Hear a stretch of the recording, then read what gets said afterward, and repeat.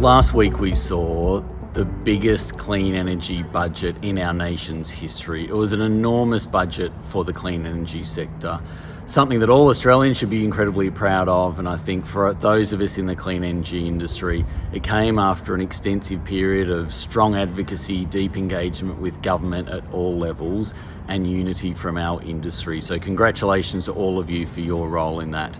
Some really big headlines: $22 billion of new funding support for clean energy in all sorts of ways.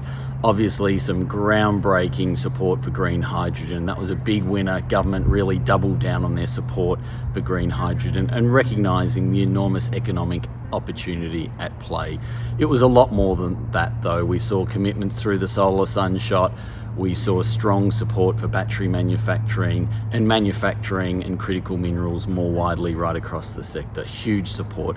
But there were also some really key initiatives that I think will be critically important for the rollout of renewables. We saw funding to accelerate their work on consumer energy resources and development of the roadmap and reforms that go with that. We saw some big commitments to workforce development, for skills, for support for women in the energy sector, a lot of really important reforms, and a lot to really streamline and accelerate planning. That's been a big challenge for our sector, and some really strong commitments from government.